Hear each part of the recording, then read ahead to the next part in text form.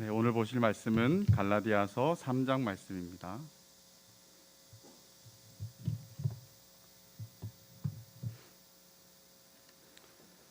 갈라디아서 3장 좀 길긴 하지만요, 제가 봉독해 드리도록 하겠습니다.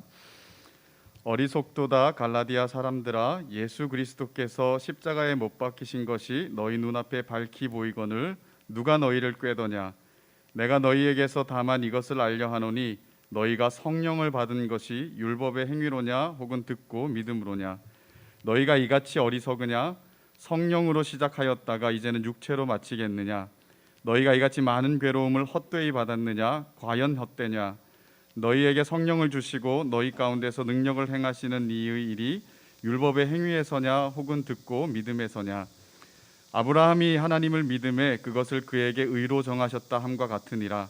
그런즉 믿음으로 말미암은 자들은 아브라함의 자손인 줄 알지어다. 또 하나님이 이방을 믿음으로 말미암아 의로 정하실 것을 성경이 미리 알고 먼저 아브라함에게 복음을 전하되 모든 이방인이 너로 말미암아 복을 받으리라 하였느니라. 그러므로 믿음으로 말미암은 자는 믿음이 있는 아브라함과 함께 복을 받느니라. 무릇 율법 행위에 속한 자들은 저주 아래에 있나니 기록된 바 누구든지 율법책에 기록된 대로 모든 일을 항상 행하지 아니하는 자는 저주 아래에 있는 자라 하였음이라. 또 하나님 앞에서 아무도 율법으로 말미암아 의롭게 되지 못할 것이 분명하니 이는 의인은 믿음으로 살리라 하였음이라. 율법은 믿음에서 난 것이 아니니 율법을 행하는 자는 그 가운데서 살리라 하였느니라. 그리스도께서 우리를 위하여 저주를 받은 바 되사 율법의 저주에서 우리를 속량하셨으니 기록된 바 나무에 달린 자마다 저주 아래에 있는 자라 하였음이라. 이는 그리스도 예수 안에서 아브라함의 복이 이방인에게 미치게 하고 또 우리로 하여금 믿음으로 말미암아 성령의 약속을 받게 하려 함이라. 형제들아, 내가 사람의 예대로 말하노니 사람의 언약이라도 정한 후에는 아무도 패하거나 더하거나 하지 못하느니라. 이 약속들은 아브라함과 그 자손에게 말씀하신 것인데 여럿을 가리켜 그 자손들이라 하지 아니하시고 오직 한 사람을 가리켜 내 자손이라 하셨으니 곧 그리스도라. 내가 이것을 말하노니 하나님께서 미리 정하신 언약을 430년 후에 생긴 율법이 폐기하지 못하고 그 약속을 헛되게 하지 못하리라. 만일 그 유업이 율법에서 난 것이면 약속에서 난 것이 아니리라. 그러나 하나님이 약속으로 말미암아 아브라함에게 주신 것이라. 그런즉 율법은 무엇이냐? 범법함으로 더하여진 것이라. 천사들을 통하여 한 중보자의 손으로 베푸신 것인데 약속하신 자손이 오시기까지 있을 것이라. 그 중보자는 한 편만 위한 자가 아니나 하나님은 한 분이시니라. 그러면 율법이 하나님의 약속들과 반대되는 것이냐? 결코 그럴 수 없느니라. 만일 능히 살게 하는 율법을 주셨더라면 의가 반드시 율법으로 말미암았으리라. 그러나 성경이 모든 것을 죄 아래에 가두었으니 이는 예수 그리스도를 믿음으로 말미암는 약속을 믿는 자들에게 주려 함이라. 믿음이 오기 전에 우리는 율법 아래에 매인 바 되고 계시될 믿음의 때까지 갇혔느니라. 이같이 율법이 우리를 그리스도께로 인도하는 초등교사가 되어 우리로 하여금 믿음으로 말미암아 의롭다함을 얻게 하려 함이라. 믿음이 온 후로는 우리가 초등교사 아래에 있지 아니하도다. 너희가 다 믿음으로 말미암아 그리스도 예수 안에서 하나님의 아들이 되었으니 누구든지 그리스도와 합하기 위하여 세례를 받은 자는 그리스도로 옷 입었느니라. 너희는 유대인이나 헬라인이나 종이나 자유인이나 남자나 여자나 다 그리스도 예수 안에서 하나이니라. 너희가 그리스도의 것이면 곧 아브라함의 자손이요 약속대로 유업을 이을 자니라. 아멘. 네, 오늘 갈라디아서 3장 전체 말씀 좀 길긴 하지만요, 이 전체 말씀을 가지고 복음에 대해서 바울이 말하는 바를 다시 한번 새겨보려고 합니다. 우리가 살펴봤듯이 2장에서 바울은 복음 진리에 대해서 논쟁을 합니다. 한 사건, 베드로와의 사건을 들면서 복음이 무엇이냐라는 것들을 정의하게 되었고요. 그리고 그 2장 마지막 부분에는 그 복음이 자기 자신에게 어떻게 적용되었는지, 자기 자신의 신앙 고백을 통하여서 2장을 마무리하는 것을 우리가 봤습니다. 내가 그리스도와 함께 십자가에 못 박혔나니 이제는 내가 산 것이 아니라 오직 내 안에 그리스도께서 사신 것이라라고 하면서 자신의 고백을, 복음을 받은 자신의 고백을 통해 그 복음 논쟁에 대한 이야기를 일단 일단락 짓고요. 이제 이 3장부터는 이토록 확실한 복음을 버리고 거짓 교사들의 주장에 혼돈을 겪고 있는 이 갈라디아 성도들에게 복음을 또 한 번 다른 차원에서 가르치고 있는데요.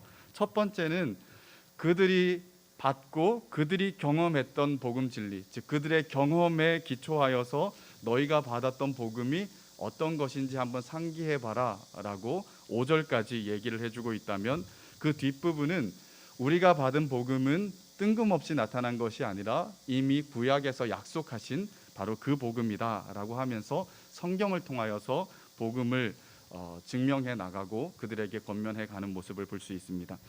자, 바울은 3장을 열면서 두 번이나 강력한 어조로 그들의 행동을 책망하고 있습니다. 어쩌보면 그들이 기분 나쁠 정도로 그렇게 책망하는데요. 어리석도다 갈라디아 사람들아 라고 하면서 그 시작을 열고, 또 3절에서도 너희가 이같이 어리석으냐 라고 이렇게 말하고 있습니다. 요즘 말로 한다면 너희 바보냐 라고 이렇게 이제 비난 섞인 책망을 하고 있는 것이라고 볼 수가 있는 거죠. 예수님께서 형제에게 라가라 하는 사람이 저주받는다라고 말씀하셨는데, 이 라가라는 뜻이 바보라는 뜻이거든요. 근데 바울이 예수님이 금하셨던 이 바보라는 말, 이 어리석으냐라는 말을 통하여서 이 갈라디아 사람들을 책망하고 있는 거예요. 바울은 왜 이렇게까지 험하고 강력한 어조를 통하여서 그들에게 이 도전을 하고 책망을 하고 있는가? 1절과 5절에서는 여러 번 수사 의문문이 나오는 것을 볼 수가 있습니다. 먼저 1절을 보면 예수 그리스도께서 십자가에 못 박히신 것이 너희 눈앞에 밝히 보이거늘 누가 너희를 꾀더냐. 또 2절에서는 너희가 성령 받은 것이 율법의 행위로냐 혹은 듣고 믿음으로냐. 또 4절에서도 너희에게 성령을 주시고 너희 가운데서 능력을 행하시는 이의 일이 율법의 행위에서냐 혹은 듣고 믿음에서냐. 3절에 보면 너희가 이같이 어리석으냐, 성령으로 시작했다가 이제는 육체로 마치겠느냐, 너희가 이같이 많은 괴로움을 헛되이 받았느냐, 과연 헛되냐 하면서 질문 공세를 이어가는 것을 볼 수가 있습니다. 갈라디아서는 AD 48년이나 49년경에 쓰여졌을 거라고 봅니다. 그래서 이 바울이 쓴 서신서 중에서 가장 먼저 쓰여진 서신서로 지금 많은 학자들이 그렇게 생각을 하고 있어요. 그렇게 생각을 하면 신약 성경 27권 중에 가장 먼저 쓰인 것이 갈라디아서입니다. 그래서 아주 이른 시기에 바울이 갈라디아를 썼고 신약 성경 다른 것들이 다 쓰여지기 전에 먼저 쓰여진 것이 이 갈라디아서인데요. 그렇다 그러면 이 갈라디아 사람들이 바울을 통해 복음을 전해 들은 지 불과 1년 정도가 밖에 안 됐을 시기일 거라고 보여요. 그래서 갈라디아 성도들은 불과 1년 전에, 얼마 전에 바울을 통하여서 복음 메시지를 들은 거예요. 그들은 예수 그리스도의 죽음과 예수 그리스도의 부활과 그것이 의미하는 것과 그것이 가지고 온 결과가 무엇인지 생생하게 들었다라는 것입니다. 얼마 되지 않았다라는 얘기예요. 그래서 바울은 그들에게 이렇게 말합니다. 예수 그리스도께서 십자가에 못 박히신 것이 너희 눈앞에 밝히 보이거늘 이라고 말합니다. 사실 갈라디아 사람들은 예수님이 십자가에 죽는 것을 눈으로 본 적이 없습니다. 그죠? 그들은 눈으로 본 적이 없어요. 그런데 왜 바울은 이렇게 말하고 있을까요? 바울은 불과 얼마 전에 그들에 가서 예수 그리스도의 생생한 이야기를 전해 주었어요. 그리고 그 생생한 복음을 증거할 때 그들에게 반응이 있었습니다.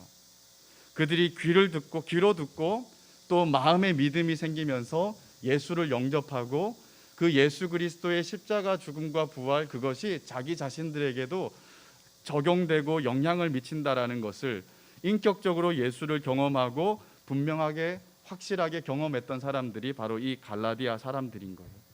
복음 메시지가 그들의 귀에, 그들의 마음에 닿게 들릴 때 성령이 내주하시고 믿음이 생겨나는 것들을 바울이 다 봤던 거예요. 그죠? 이들의 경험이 너무도 생생하고 확실했던 것들을 다 봤죠. 그리고 그 증거가 뭐였냐면 많은 환난과 핍박 속에서도 많은 괴로움을 받으면서도 그들은 그들의 믿음을 지켰다라는 것입니다. 그래서 바울이 이렇게 말하는 거예요. 너희가 받은 많은 괴로움이 헛되냐라고 이렇게 물은 것은 복음 안에서, 믿음 안에서 그들이 당해왔던 수고와 고난들을 알고 있었기 때문에 이 믿음의 증거들이 다 헛된 거냐라고 하면서 바울이 얘기를 한 거죠.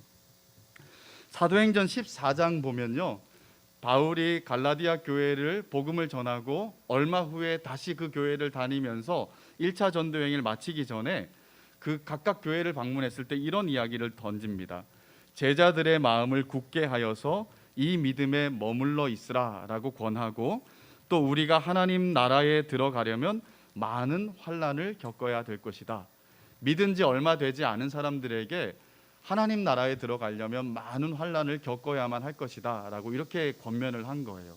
그런데 이게 뜬금없이 한 것이 아니라 믿는 순간부터 그들의 삶에는 고난과 역경, 그리고 많은 사람들의 핍박과 괴로움이 쌓여 있었던 것들을 바울이 알았고, 그래서 바울이 그들에게 하나님 나라에 들어가려면 이런 많은 괴로움을 겪어야 된다라고 그들을 격려했던 말들이 바로 사도행전 14장에 나오는 것을 볼 수가 있어요. 그들은 이 같은 괴로움을 당하면서도 신앙을 지켰던 사람들인 겁니다. 그렇죠? 그들이 너무도 생생한 예수 이야기와 예수에 대한 믿음을 가지고 그렇게 믿음을 끝까지 고난 속에도 지켜왔는데, 갑자기 어떤 사람들의 게임에 빠져서 복음 진리를 떠나고 예수만으로 충분하지 않다, 예수 위에 할례와 또한 율법을 준수하는 것을 더 붙여야 우리가 구원을 받을 수 있다라고 하면서 예수가 주시는 그 구원의 자유로움을 잃어버리고 또 육체의 노동, 이 율법의 노예가 되어서 뭔가를 끊임없이 자기가 의를 형성하고 이렇게 의를 쌓아가려고 하는 그런 모습으로 살고 있었다라는 거예요. 그래서 바울은 성령으로 시작하였다가 이제는 육체로 마치려냐, 너희가 성령으로 시작했는데 이제는 육체로 마치려고 하느냐라고 하면서 강력하게 어리석으냐라고 말하면서 비난 섞인 말로 그들을 책망하고 있는 것을 볼 수가 있는 거죠.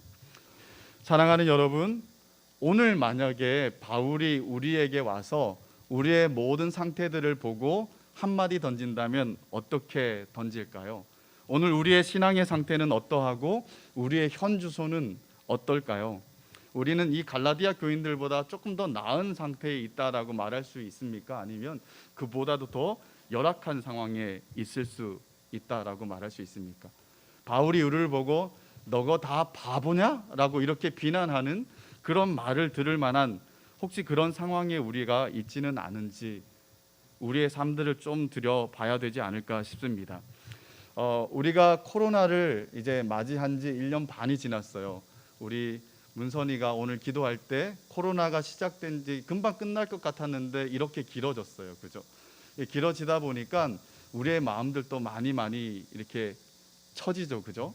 처지면서 에이 코로나 끝나면 하지 뭐라고 이런 식으로 생각할 때가 되게 많습니다. 그런데 그렇게 생각하고 우리가 한 걸음씩 스텝 아웃했을 때, 우리가 뒤로 물러났을 때 우리에게 온 현주소는 뭡니까?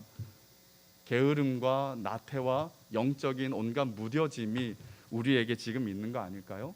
그리고 하나님을 찾는 갈급함과 하나님을 경험하는 일들 없이 하나님 없이도 그냥 살 수 있다라는 생각들을 가지고 아주 척박하게 살아가고 있는 것이 우리의 모습이 아닐까. 우리의 예수를 생생하게 경험하고 복음을 경험한 일들과 비교해 본다면 우리가 있지 않아야 될 자리에 우리가 있지 않나라고 생각이 듭니다. 바울이 오늘날 그런 우리들을 본다면 이 바보 천치들아라고 하면서 우리를 비난하지 않을까, 책망하지 않을까라는 생각들이 듭니다. 만약에 우리가 그런 상태에 있다면 오늘 바울이 던져주는 길을 찾아야 돼요. 그게 뭐냐면 너희가 구원받았을 때 복음을 믿고 성령을 받고 믿음이 생겼을 때를 한번 생각해봐라. 그게 다 헛되냐라고 이렇게 물으면서 그들의 실질적인 회심과 예수를 만났던 시간들을 상기시켜 주고 있는 거예요. 그죠? 그래서 만약에 우리가 영적인 길에서 뒤로 물러서 있고 믿음의 길에서 물러서 있고 경건의 길에서 물러서 있다면 우리가 이 문제를 해결할 수 있는 아주 중요한 방법 중에 하나가 뭐냐면 생생한 예수 이야기로 다시 들어가는 거예요. 예수 그리스도를 만나고 예수 그리스도를 경험하고 성령을 경험했던 시간들로 다시 우리가 들어가는 거예요. 그냥 그것을 옛날에는 참 좋았는데 라고 이렇게 회고하고 마는 것이 아니라 그 생생하게 우리를 사로잡았던 예수 그리스도의 우리와 관계된 이야기 속으로 다시 들어가서 우리의 영적인 모든 감각들을 살려내는 일들이, 우리가 지금 뭔가 책망받아 마땅한 자리에 있다면 그 일들을 해야 된다라고 하면서 바울은 아주 급한 마음으로 그리고 안타까운 마음으로 강력한 어조와 비난 섞인 책망으로 우리에게도 동일하게 던져주고 있을 거라고 생각합니다. 그래서 우리 눈에도 예수가 밝히 보여야 되고 또한 성령이 생생하게 느껴져야 되는 그런 시간들이 다시 회복되는데, 코로나가 끝나면 그 일들이 온다라고 생각하지 않았으면 좋겠습니다. 이 중에도 아무리 고난과 역경이 온다 할지라도 그런 시간을 통하여서 하나님이 주시는 은혜들을 더 생생하게 경험하는 시간들이 꼭 되었으면 좋겠습니다. 요즘 어떤 지체가 인생에서 제일 어려운 순간들을 살고 있다라는 이야기를 좀 들으면서 참 이렇게 그런 소망이 들더라고요. 가장 어려운 시간이지만 하나님이 가장 위대하게 이제까지는 경험해 본 적이 없는 새로운 일, 전대무문의 새로운 일들을 우리 가운데 일으켜 주시기를, 이런 기도가 나오더라고요. 그런 것처럼 우리도 사실 이 어려운 시기이기 때문에 도리어 하나님을 이전보다 다르게 경험하는 시간들이 되었으면 좋겠습니다. 어렵기 때문에 못하는 시간들이 아니라 어렵기 때문에 더 강력한 시간이 되고 더 강력하고 생생한 경험이 있는 그런 시간들이 되도록 우리 안에 이 믿음의 열의와 열망과 사모함들이 더 많아지는 시간. 그래서 오늘 이 바울의 이 책망들을 우리 귀에 조금 이렇게 꽂히도록, 우리의 마음에 꽂히도록 우리가 좀 듣고 묵상하고 붙잡는 시간들이 되기를 주님의 이름으로 축복합니다. 6절과 14절에서는 바울이 우리가 경험한 복음은 아브라함과 관계가 있다라고 이렇게 밝혀요. 그래서 아브라함과 관계된 복음을 창세기의 두 구절을 가지고 시작을 합니다. 첫 번째 구절은 창세기 15장 6절인데요. 그 15장 6절에 이렇게 기록합니다.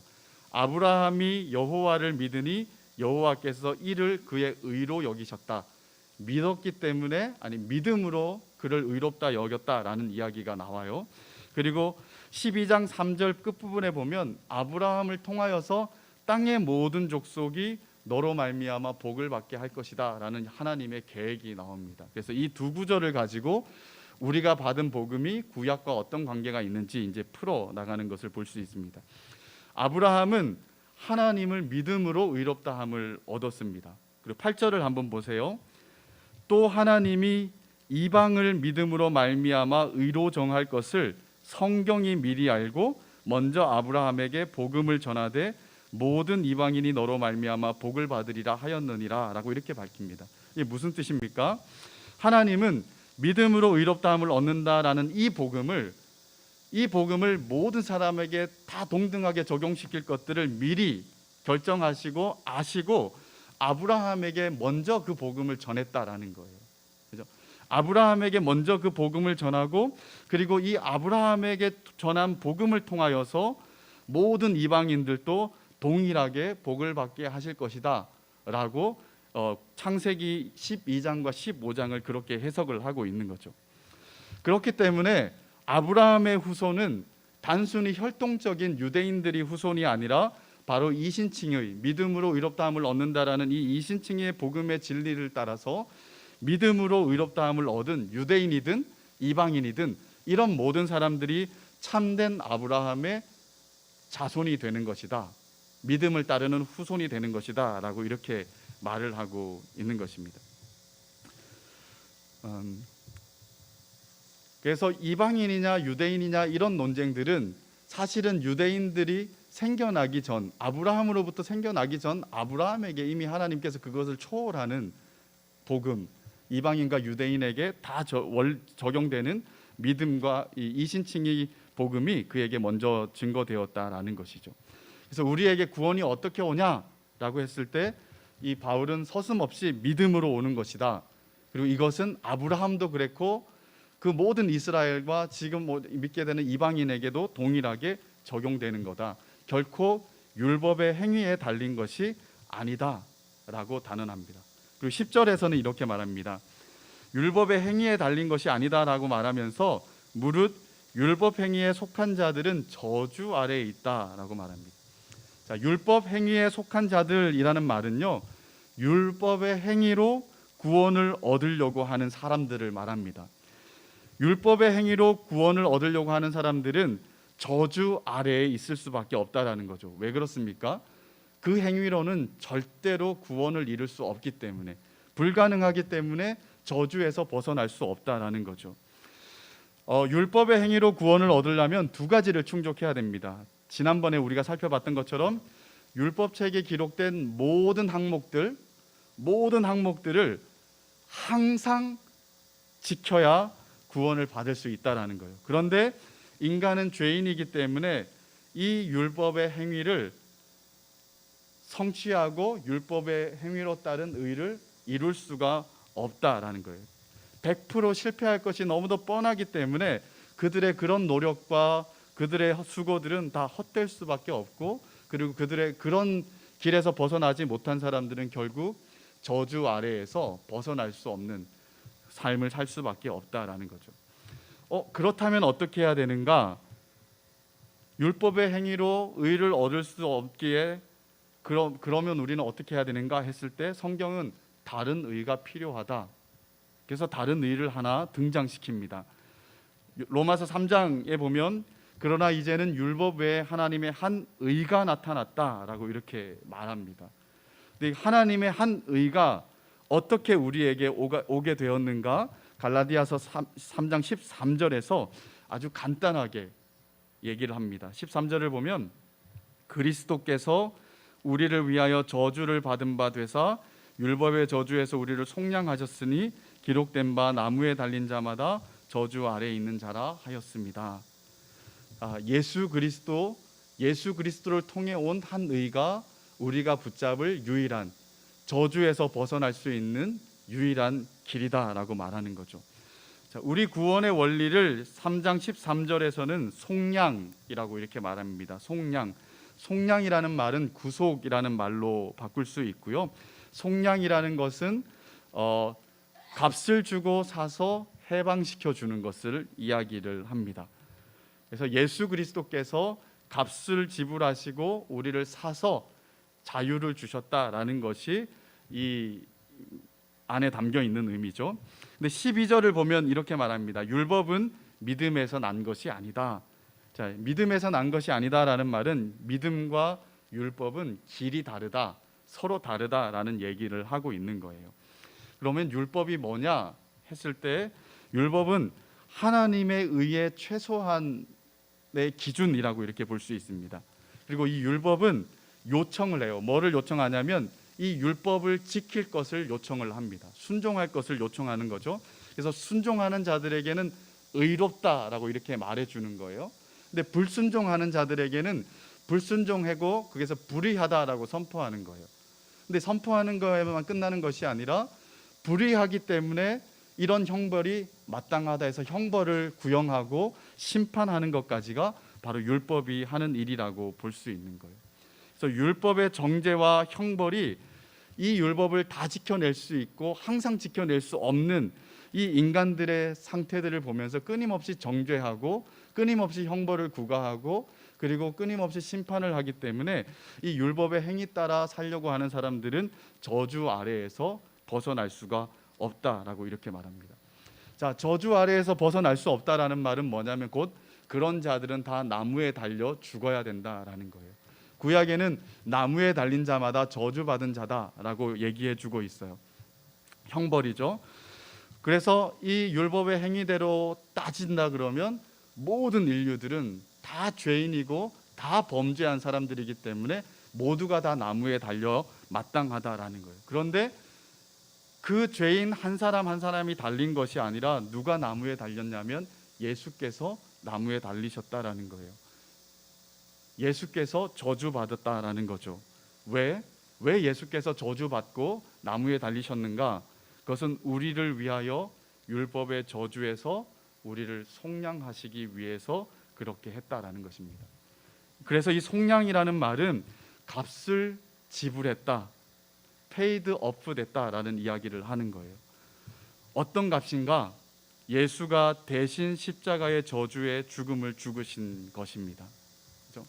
그래서 율법은 두 가지를 요구하는 거예요. 율법의 순종을 요구하고 순종하지 않은 자들에게 형벌을 요구하는데, 예수님은 율법에 철저하게 순종함으로 의를 만드셨을 뿐만 아니라 우리 대신 율법의 형벌을 다 당하심으로 말미암아서 우리의 저주와 우리의 죄악들을 다 끝내 버리셨다라는 것이죠.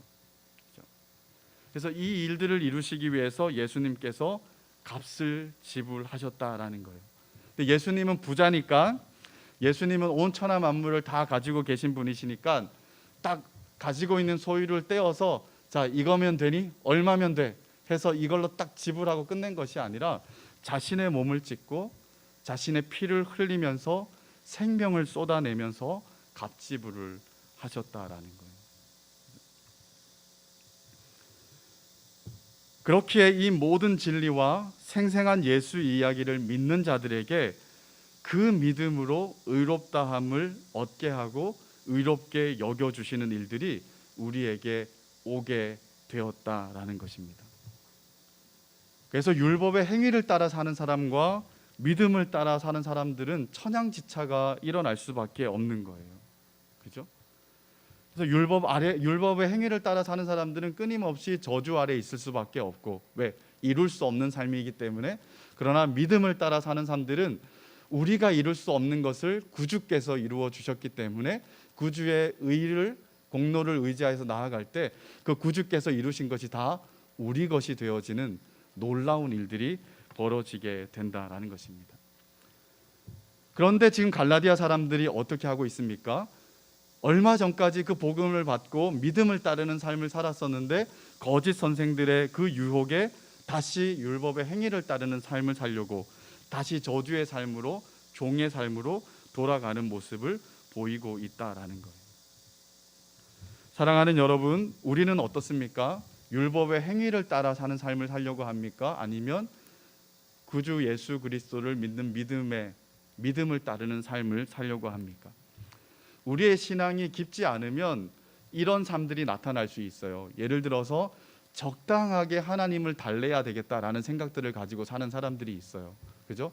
하나님이 기뻐하시는 것들을 대충 아는데 내가 하고 싶은 것도 있으니까, 그래서 타협을 하는 거죠. 1에서 10가지 중에서 내가 한 2가지 정도를 하나님께 내어주고 8을 내가 가지겠다. 주일날 예배 드려주고 그 주일날 최소한의 것들을 해주고 그 다음부터는 내가 알아서 하겠다라는 것은, 이것은 하나님을 진실로 알지 못하는 삶의 모습인 거예요. 그죠? 전적으로 믿음을 따르는 삶이 아니라 자기 공로와 의로 적당하게 하나님을 달래고 만족시키면서 나도 내 실리를 찾겠다라는 식의 자기 중심적인 삶을 살아가는 사람들의 모습인 거죠. 오늘 우리들이 혹시 이런 모습이 많지 않습니까? 교회 와서 주일날은 하나님께 드린다고 하지만 사실은 적당한 시간 드리고 그 외에는 전부 다 우리가 원하는 대로 살아가는 모습들, 이것도 어떻게 보면 율법의 행위를 따르는 그 뿌리 깊은 인간의 텐던시, 죄된 경향성이 우리 가운데 있기 때문이 아닌가 싶습니다. 믿음을 따르는 삶은 절대 그럴 수가 없어요. 그죠? 철저하게 우리 대신 저주가 되신, 그래서 우리가 십자가에 달려야 되는데 예수가 십자가에 달려서 그 생명값으로 지불하시고 사신 그 예수의 은혜를 아는 사람, 그 예수를 믿는 믿음으로 살고 그분을 전심으로 믿는 사람들은 그렇게 할 수가 없다라는 거예요. 자, 믿는다라는 말은 제가 여러 번 얘기를 했어요. 조금 더 실천적으로 얘기한다면 기대는 겁니다. 기대는 거. 자신을 전적으로 던져서 기대는 거예요. 자신을 전적으로 던져서 기대는데 예수 그리스도를 믿는다라는 말은 바로 그런 의미가 있어요. 그래서 믿는다라는 말을 조금 더 감이 오게 번역한다면 온전하게 의존한다라는 말로 생각해 볼 수 있을 것 같아요. 예수 그리스도께서 우리를 받쳐주심들을 믿고 자신을 그냥 던지는 거예요. 만약에 예수가 우리를 받쳐주지 않으면 우리는 그냥 땅바닥에 그냥 이렇게 넘어지는 일들이 있겠죠. 그죠?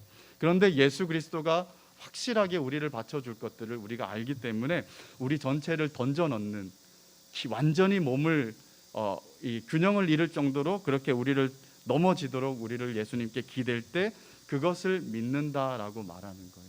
우리가 적당히 균형을 잡아서 한 발 한 발을 빼어서 예수님에게도 조금 주고 또 우리 스스로에게도 균형을 잡아서 그렇게 하는 것이 아니라 예수님 쪽으로 우리를 완전히 넘어뜨리는 것을 이야기를 하는 것입니다. 왜 그렇게 합니까?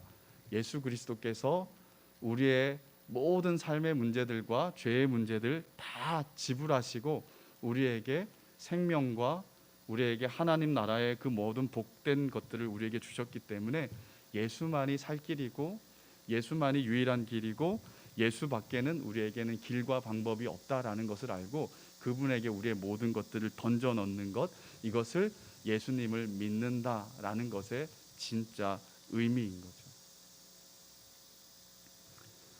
사랑하는 여러분, 진짜 성경이 말하는 대로 예수가 우리의 유일한 길이면서 우리가 전적으로 그리고 철저하게 신뢰하고 믿어야 될 한 분, 한 대상이심을 우리가 분명히 알고 믿습니까? 만약에 그렇다면 믿는다라는 말을 조금 더 묵상해 보시기 바랍니다. 그리고 우리 자신을 다 던져 넣을 수 있는 저와 여러분들이 되기를 원합니다. 15절부터 25절까지는 바울이 이제 복음과 율법의 관계를 끌어내고 있어요. 복음과 율법의 관계를 끌어내는데 이 아브라함에게 주신 약속들을 가지고 이야기를 합니다. 그래서 15절에 보면요, 16절에 보면 이 약속들은 하고 얘기합니다. 그래서 약속과 율법에 대한 이야기가 나와요. 그런데 이 약속이 무슨 약속이냐면 아브라함에게 주신 약속이죠. 하나님을 믿음에 의롭다 여겼다. 이 신칭이 복음의 약속인 거예요. 그래서 이 약속들은 다른 말로 하면 복음이라고도 바꿀 수 있을 거예요. 그죠? 그리고 이 복음을 통해서 천하 만민이, 이방인들이 다 구원을 받게 하셨으니까 이 두 가지를 다 묶어서 이 약속들이라고 말하고 있는 것을 볼 수가 있습니다. 그래서 이 약속들은 다른 말로 복음과 복음이 가지고 오는 결과 정도로 생각해 볼 수 있을 것 같아요. 자, 이 약속들과 율법에 대한 이야기를 하면서 15절에 이런 말을 해요. 사람의 언약이라도 정한 후에는 아무도 폐하거나 더하거나 하지 못한다. 여기에는 괄호로 어떤 말들이 있어요. 그게 뭐냐면 하물며 하나님의 약속을 폐하거나 더하는 것이 가능하겠느냐? 이거는 더더욱 불가능하다라는 이야기들이 그 안에 숨겨져 있는 거죠. 그렇기 때문에 하나님이 아브라함에게 주신 약속, 믿음으로 의롭다함을 얻는다라는 약속은 그 누구도 폐할 수가 없다라는 거예요. 누구도 더할 수도 없고 어떤 것도 더할 수도 없고 폐할 수도 없다. 오직 그것만 빛을 발해야 된다라고 얘기를 하는 거예요. 자, 그리고 나서 이제 율법에 대한 이야기를 합니다. 이 약속은 아브라함에게 주셨는데 430년 후에 하나님은 중보자 모세를 통하여서 율법을 주셨습니다. 그런데 이 뒤에 온 율법도 하나님이 아브라함에게 먼저 주신 약속을 폐할 수는 없습니다 라고 얘기를 하는 거예요. 어떤 것도 안 된다고 했으니까. 그러면 하나님이 굳이 430년 후에 율법을 왜 주셨습니까? 19절에 그 대답을 줍니다. 이 율법은 범법함으로 말미암아 더해진 것입니다 라고 말해요. 범법, 인간이 죄를 짓는 일들 때문에 더해졌다라는 거죠. 인간은 하나님의 뜻을 거스르고 죄를 범하면서도 죄를 죄로 알지 못하는 사람들이었습니다. 이런 죄악들이 넘어가니까 하나님께서 이 범법함 때문에 하나님의 의의 최소한의 기준인 율법을 인간들에게 주신 거예요. 그런데 이 인간들에게 율법을 어떻게 주셨느냐 했을 때 천사들을 통하여서 한 중보자의 손, 즉 모세의 손을 빌어서 주셨다라는 거죠. 그리고 이 중보자는 한 편만 위한 자가 아니다라고 말합니다. 한 편만 위한 자가 아니라는 것은 양편을 중재해야 되는 사람이라는 거예요. 중보자라는 것은. 중보자는 이 편과 저편 사이에서 그 양편을 중재하는 사람인 거죠. 그래서 한 편만 위하는 사람이 아니다라는 겁니다. 출애굽기 32장과 33장을 보면 금송아지를 세우고 우상 숭배하는 이스라엘 백성들을 보게 돼요. 그리고 그 사실들을 알게 된 이 모세가 아주 노발대발하면서 하나님께서 주신 이 십계명 돌판을 던져 깨뜨리면서까지 화를 내는 모습을 보죠. 그리고 하나님도 상당히 화가 나 있습니다. 나도 이 목이 굳은 백성들과 가기가 싫으니까, 가다가 보면 도중에 모두를 다 진멸할 것 같으니까 내가 천사를 통하여서 사자들을 보내서 땅을 얻게 할 거다. 그러나 나는 나는 같이 가지 않겠다라고 이렇게 말하죠. 그랬더니 이 모세가 하나님 앞에 기도합니다. 그렇게 하지 말아 주십시오 하면서 하나님을 막 달래는 모습처럼 나와요. 그래서 이 중보는 모세가 중보자의 모습으로서 양편에 있었습니다. 그런데 이 중보는 결론적으로는 모세 입장에서는 실패한 거죠. 그죠?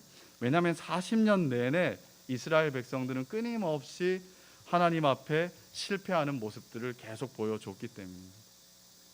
그래서 이 중보자는 한 편만 위한 게 아니라 양편을 위하는데, 율법을 받은 모세는 사실은 그렇게 성공할 수 없었다. 왜? 인간의 죄 때문에. 그러나 하나님은 한 분이시다라고 말합니다. 이 하나님은 한 분이시다라는 것은 뭐와 연결시켜야 되냐면 약속과 연결을 시켜야 돼요. 그죠? 중보자는 모세였지만 하나님은 한 분이신데 이 약속은 어떻게 주어졌냐면 중보자를 통해서 주어진 게 아니라는 거예요. 이 약속은 하나님이 직접 아브라함에게 나타나셔서 그에게 주셨다라는 거예요. 하나님이 직접 주셨다라는 거죠. 창세기 15장에 보면 아브라함이 믿음을 믿는 것을 의롭게 여겼다라고 한 후에 하나님이 1년의 조치를 취하게 해요. 많은 동물들을 가지고 와서 쪼개서 양 길가에 펼치고 그 피를 그 중간에 뿌리게 하죠. 그리고 아브라함이 기다립니다. 기다리는데 하나님이 한동안 나타나지 않으니까 아브라함이 졸게 되죠. 그 졸게 되는 순간에 하나님께서 나타나셔서 횃불의 모양으로 그 쪼개진 동물 사이를 지나가게 돼요. 지나가시면서 아브라함은 지나가지 못하게 합니다. 고대 근동의 어떤 약속을 맺는 것을 봤을 때 이 피 사이를 양편이 같이 지나가면 이런 이제 약속이 성립되는 거예요. 강한 자는 약한 자를 끝까지 보호하겠다. 그리고 약한 자는 강한 자에게 조공을 바치면서 충성을 다하겠다. 그러나 만약에 어느 한편이라도 어기는 일들이 있으면 이 동물들과 같이 저주받아 쪼개지는 역사가 일어날 거다라는 책임과 저주가 선포되어지는 것이 당시의 언약 맺는 방법이었습니다. 그런데 하나님께서 다 조치를 취하게 하신 후에 아브라함은 못 오게 하는 거예요. 그 핏길을 못 건너가게 하는 거예요. 왜 그러셨을까요? 아브라함이 건너갔으면 수도 없이 쪼개져야 되는 일들이 있었던 거예요. 왜? 언약에 신실할 수 없으니까. 그래서 하나님은 이 아브라함과 인간의 연약함을 알기 때문에 가지 못하게 하고 홀로 횃불의 모양으로 지나가셨습니다. 왜 홀로 지나가셨습니까? 나는 쪼개지지 않을 거다. 나는 약속을 철저하게 지킬 것이고 나는 완벽한 신실함이 무엇인지, 언약의 신실함이 무엇인지 나는 너희에게 보여줄 거다.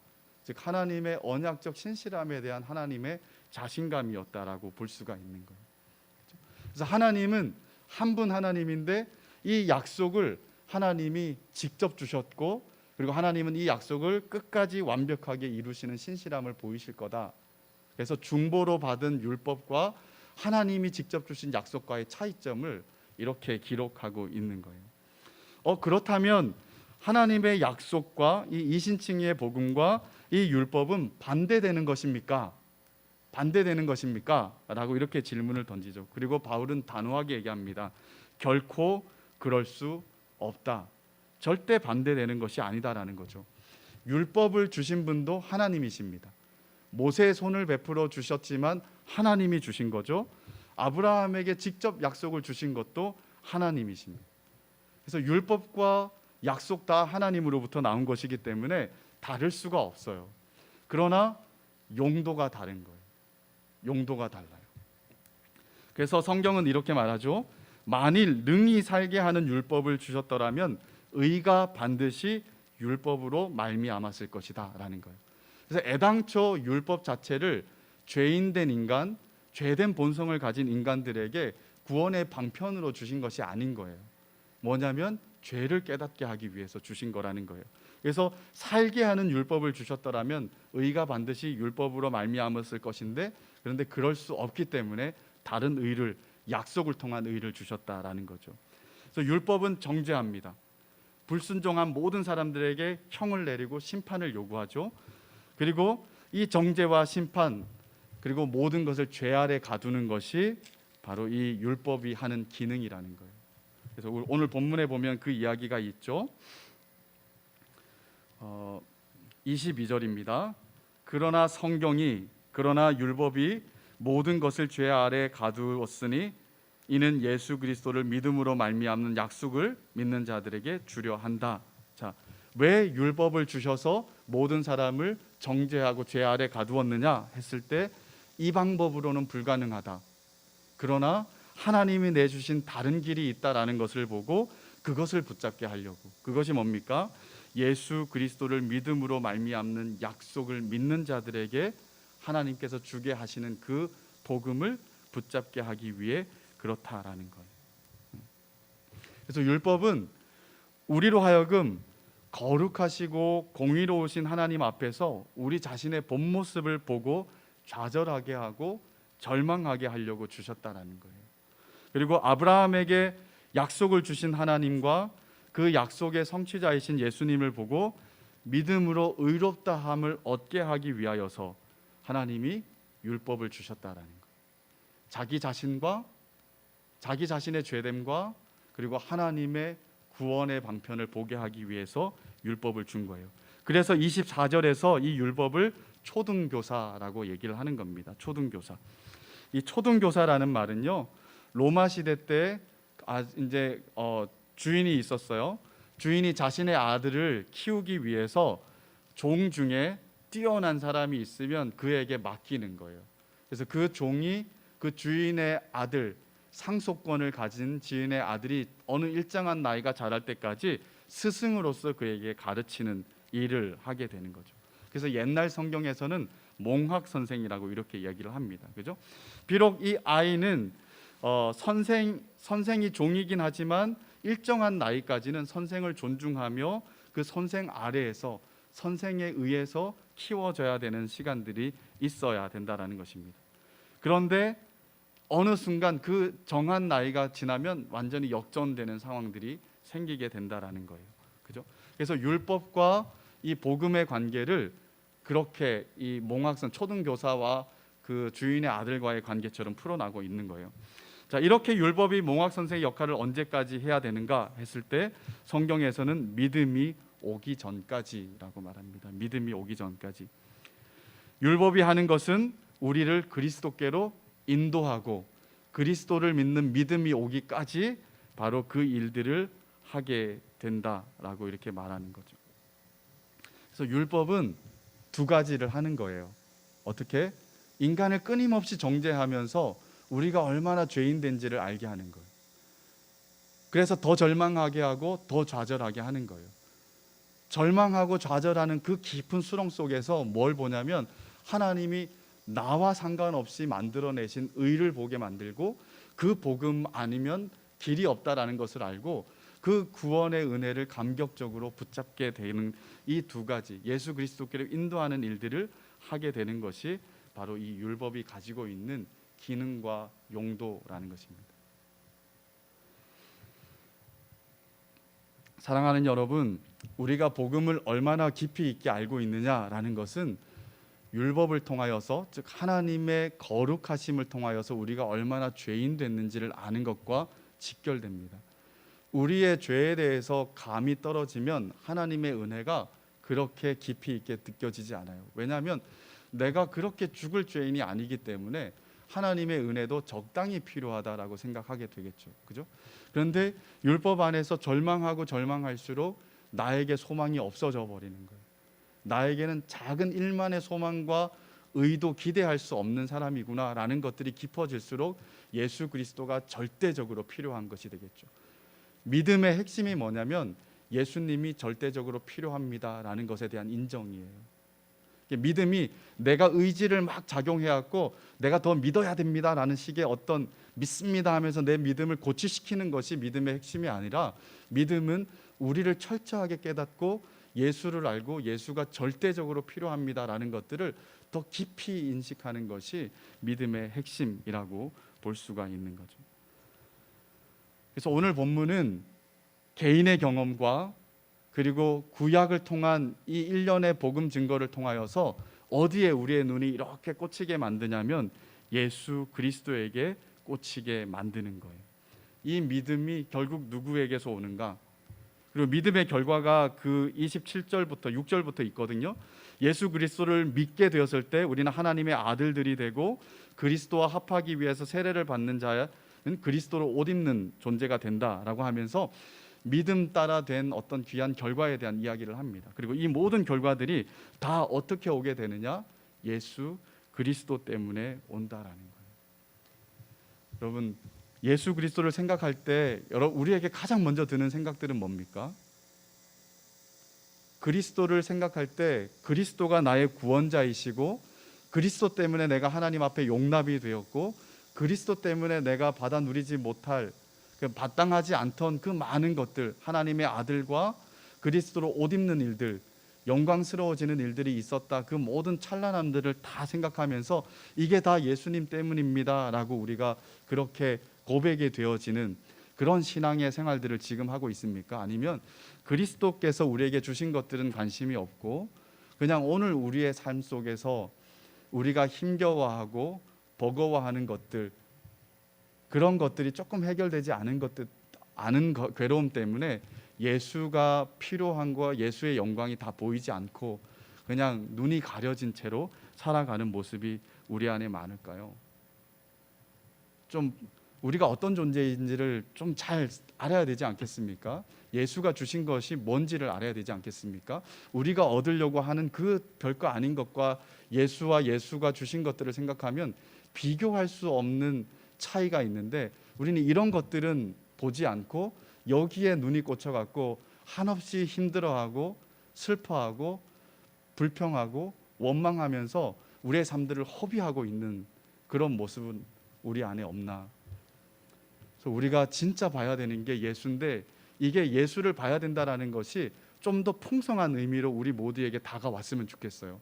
예수 보면 무슨 일이 일어나는지, 십자가에 달려 죽으신 예수가 밝히 보이실 때 우리에게 어떤 일이 일어나는지 우리가 조금 진짜 성경이 말해주는 대로의 예수를 보고 경험하고 누리는 일들이 우리에게 반드시 있어야 될 것입니다. 이것은 시험 준비할 때 우리 별표 치잖아요, 그죠? 저는 이름이 오성이어서 최고 중요한 것은 별 5개를 쳐요. 네. 별 5개를 치고 빨간 걸로 딱 쳐놓습니다. 그럼 그건 진짜 중요한 거거든요. 그래서 very important 한 거죠, 그죠? 그런데 이거는 그냥 very important 하기 때문에 별 5개 치는 걸로 이게 해야 되는 게 아니에요. 별 5개 치는 일은 왜 합니까? 혹시 내가 새겨놨지만 잊어버릴까 봐 나중에 한 번 더 볼 때, 시험 직전에 한 번 더 볼 때 눈에 띄도록 하는 거잖아요, 그죠? 그런 정도로 해야 되는 게 아니라는 거예요. 우리 가슴과 우리의 전인격에 새겨넣어야 될 거예요. 전인격에 새겨넣어서 참 우리를 찌르면 그냥 우리 안에서 그냥 예수와 관계된 모든 진리들이 그냥 우리의 생각과 우리의 모든 것들을 사로잡을 정도로 여기에 우리의 초점이 탁 미쳐지지 않으면 안 된다는 거예요. 왜 갈라디아 사람들이 실패했느냐? 왜 예수 위에다 뭔가를 자꾸 더 하려고 했느냐 했을 때 예수만이 가져다 주는 그 은혜의 결과와 그 복들을 자꾸 놓치고 예수께서 이루어 놓으신 것 대신 그거 다 보지 못하고 우리가 마치 이루어야 될 것처럼 더 애를 쓰는 율법의 행위로 돌아가는 일들 때문에 그랬잖아요, 그죠?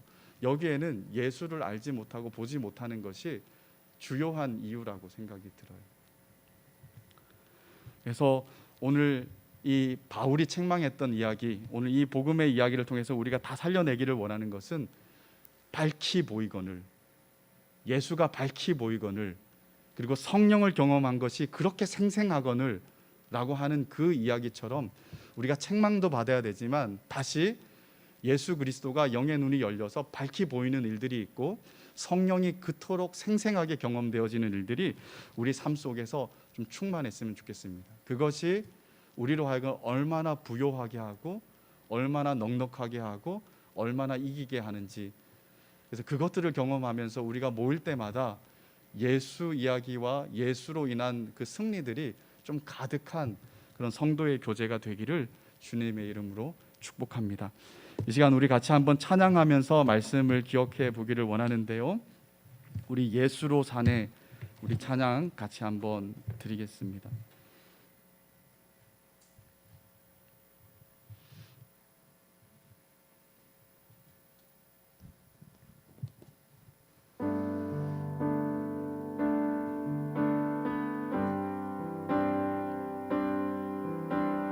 알 수 없는, 보이지 않는, 끝도 없던 막막함, 알 수 없는, 보이지 않는, 끝도 없는 막막함, 디딜 곳도 머물 곳도 머물 곳도 쉴 곳도 없는 삶, 쉴 곳도 없는 삶, 이 어둠 속 암흑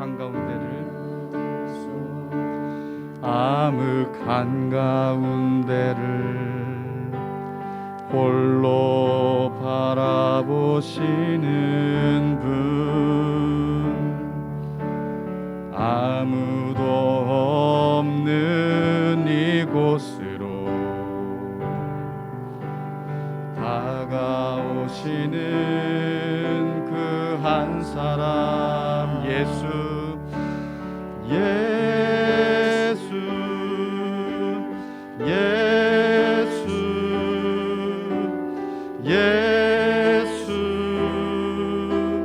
살리시는 분,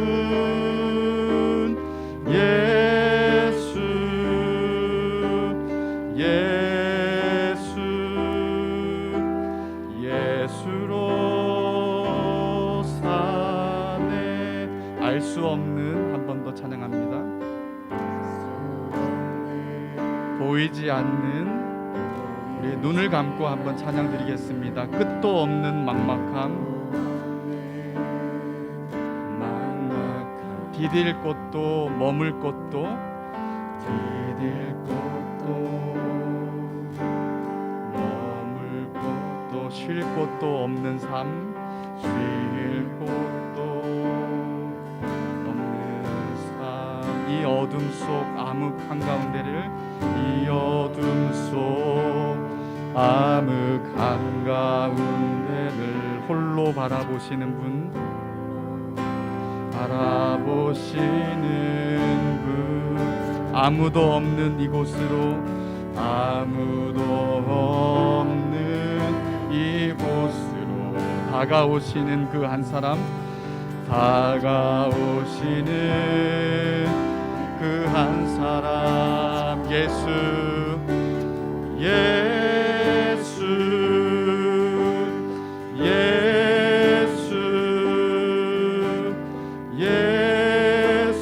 살리시는 분, 살리시는 분,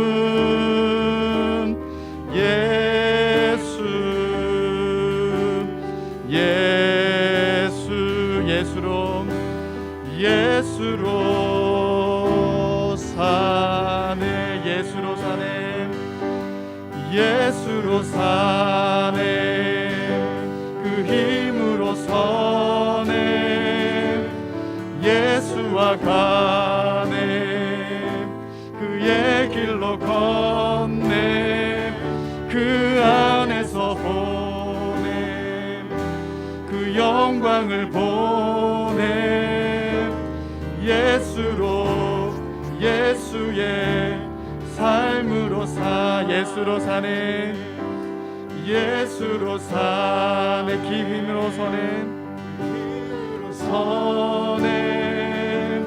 예수와 가네, 그 그의 길로 건네 그 안에서 보내 그 영광을 보내 예수로 예수의 삶으로 예수로 사네 예수로 사네 그 힘으로 서네 예수와 가네 그의 길로 건네 그 안에서 보내 그 영광을 보내 예수로 예수의 삶으로 사네. 아멘. 이 시간 우리가 찬양한 것처럼 예수 그리스도로 살고 그 힘으로 서고 예수와 가고 그 안에서 보고 그 영광을 보고 예수로 예수의 삶으로 사는 일들이 우리 가운데 있었으면 좋겠습니다. 율법의 행위로 의를 이루려는 인간의 본성과 경향성을 버리고 오직 예수를 믿는 믿음을 따르는 삶, 예수께 모든 것들을 맡기고 우리의 모든 것을 던져내어서 오직 철저하게 예수만 붙잡고 사는 삶들을 살아갔으면 좋겠습니다. 그런 삶을 살고 싶다라는 갈급한 열망들을 하나님 앞에 올려드리면서 그럴 때 우리의 마음 눈을 밝혀주시고 예수가 밝히 보이고 그리스도의 성령이 생생하게 경험되어지고 느껴지고 함께 동행하는 그런 삶들이 우리 가운데 펼쳐지고 이루어질 수 있도록 하나님 우리 가운데 은혜를 부어주시고 예수를 보여주시고 오직 예수의 영광이 찬란하게 다가오는 그런 삶들 되게 해달라고 우리 한번 합심하여서 기도하기를 원합니다. 기도하겠습니다.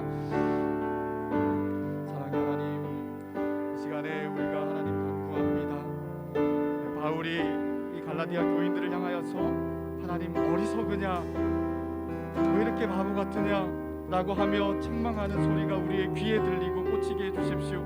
우리가 놓치고 있는 예수 그리스도의 진리, 우리가 놓치는 그 예수 그리스도를 우리가 다시 한번 붙잡을 수 있도록 하나님 믿음 더하여 주시기를 원합니다.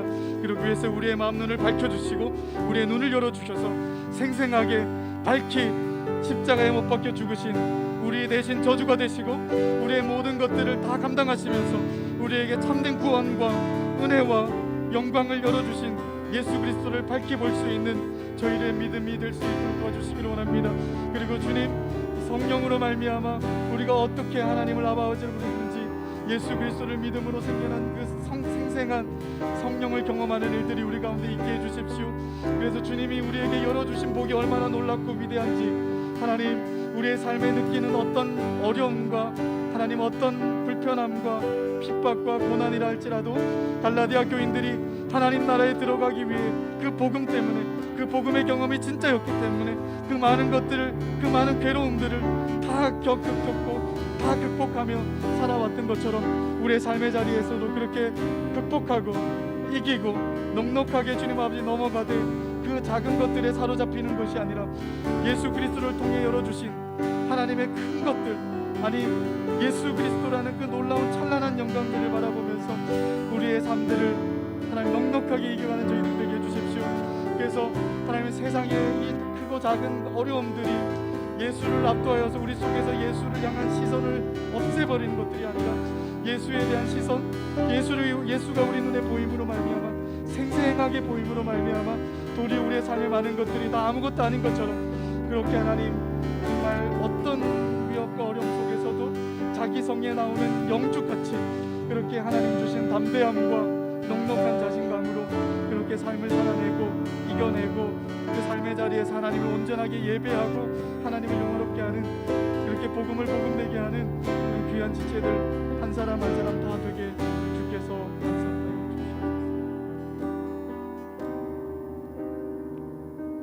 살아계신 하나님 아버지 세상에 파송되어져 살아가는 우리 청년 이부 귀한 지체들 한 영혼 한 영혼들을 주께서 기억해 주십시오.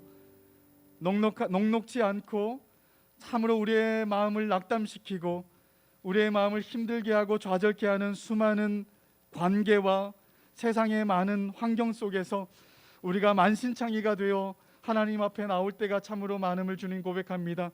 그럴 때마다 예수 안에서 우리를 받아주시고 용납해 주시는 하나님의 은혜를 만끽하는 저희들 되게 해주십시오.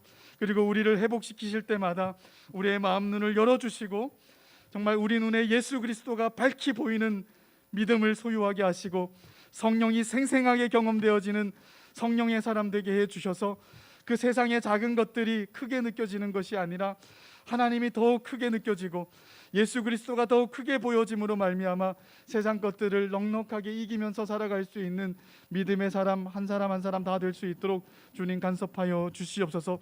다시 한번 간구합니다.